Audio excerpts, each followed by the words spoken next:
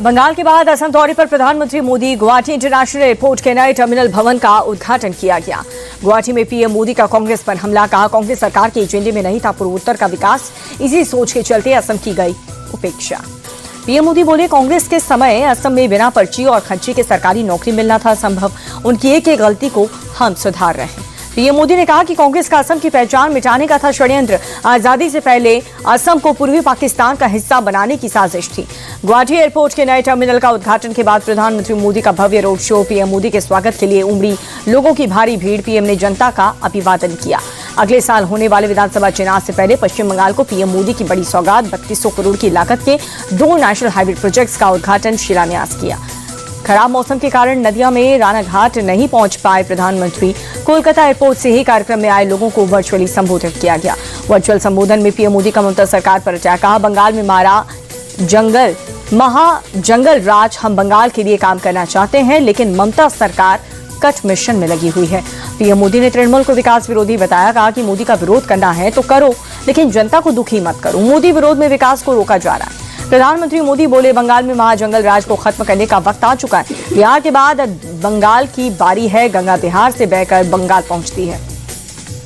जी Ram ji bill को लेकर के सोनिया गांधी का हमला, कहा कि मोदी सरकार ने गरीबों के हित को कमजोर किया, हमने मनरेगा से गरीबों को रोजगार का हक दिया था। सोनिया गांधी बोली मनरेगा देशहित और जनहित से जुड़ी योजनाओं की। जी राम जी बिल पास करके केंद्र ने मनरेगा पर बुलडोजर चलाया।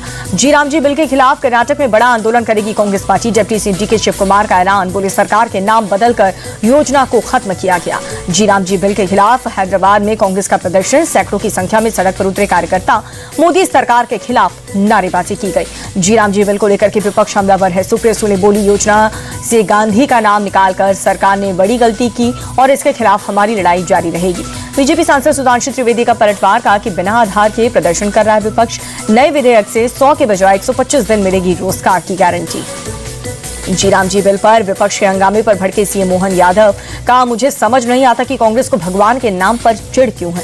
राहुल गांधी पर बीजेपी का बड़ा हमला, गौरव भाटिया बोले भारत विरोधी शक्तियों से मिलते हैं राहुल, जर्मनी में जॉर्ज सोरोस की सहयोगी कान्याल वाले से मिले हैं। बीजेपी प्रवक्ता बोले विदेश में भारत को बदनाम करने की साजिश, देश के नेता प्रतिपक्ष देश विरोधी शक्तियों से मिलकर भारत के खिलाफ षड्यंत्र कर रहे हैं। गौरव भाटिया बोले राहुल इंडियन स्टेट के खिलाफ लड़ाई लड़ने की बात करते हैं, भारत की छवि को धूमिल करना उनका चरित्र बन चुका है। पश्चिम बंगाल दौरे पर आरएसएस प्रमुख मोहन भागवत सिलीगुड़ी में बोले जो खुद को हिंदू नहीं मानता, उनके पूर्वज भी हिंदू थे, जिसके हृदय में भारत भक्ति नहीं वो हिंदू नहीं। सपा विधायक की बाबा बागेश्वर के खिलाफ देशद्रोह का केस दर्ज करने की मांग, अबू आजमी बोले बाबा बागेश्वर के जरिए ध्रुवीकरण की कोशिश, हिंदू राष्ट्र की बात करना संविधान के खिलाफ। भगवान राम पर तृणमूल विधायक का विवादित बयान, मदन मित्रा बोले भगवान राम हिंदू नहीं मुसलमान थे, उनको कोई भी सरनेम नहीं था। बीजेपी के राज्य कार्यकारी अध्यक्ष नितिन नवीन के दक्षिण भारत से भी अपने अभियान की शुरुआत की, चेन्नई के रास्ते 2 दिनों के दौरे पर पुडुचेरी पहुंचे। दिल्ली एयरपोर्ट पर मारपीट हुई, एयर इंडिया एक्सप्रेस के पायलट पर यात्री के साथ मारपीट का आरोप लगाया, एयरलाइंस ने पायलट को निलंबित करके ड्यूटी से हटा दिया। दिल्ली एनसीआर में आज भी प्रदूषण से राहत नहीं, कोहरे के कारण और भी बड़ी मुसीबत, सड़क पर विजिबिलिटी बेहद कम हुई, गाड़ियों की रफ्तार पर ब्रेक लग गया। राजस्थान के मेहंदीपुर बालाजी धाम में दिल्ली की मुख्यमंत्री रेखा गुप्ता, भगवान दर्शन पूजन करने के लिए सीएम रेखा ने आशीर्वाद लिया। अगस्ता वेस्टर्न केस में आरोपी क्रिश्चियन मिशेल जेम्स को राहत, राउज एवेन्यू कोर्ट ने ईडी हिरासत से रिहाई के आदेश दे दिए हैं।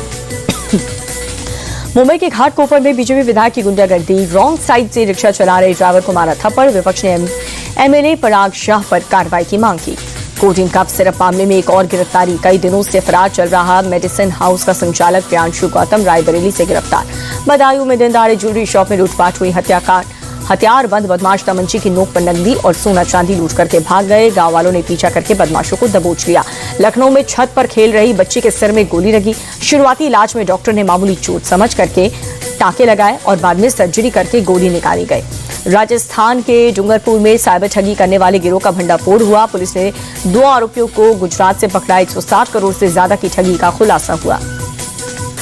महाराष्ट्र के रत्नागिरी में रिहायशी इलाकों में तेंदुआ दिखने से हड़का मच गया, इलाके में लोगों में दहशत, वन विभाग के तुरंत तेंदुए को पकड़ने की मांग की।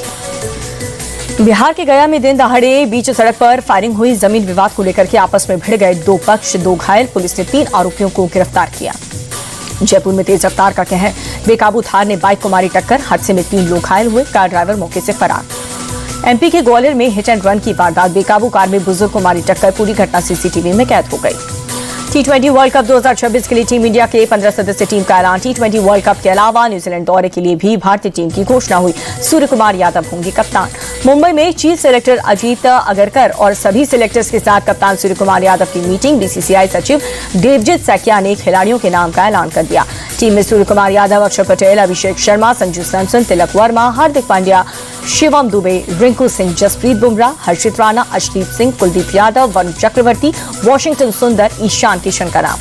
अक्षर पटेल को T20 वर्ल्ड कप के लिए टीम का उपकप्तान नियुक्त किया गया है। खराब फॉर्म की वजह से शुभमन गिल को T20 वर्ल्ड कप से बाहर कर दिया गया।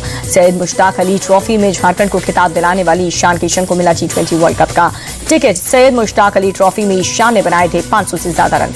पुतिन बोले रूस शांतिपूर्ण समाधान के पक्ष में, ज़ेलेंस्की नहीं चाहते कि जंग का शांतिपूर्ण समाधान हो।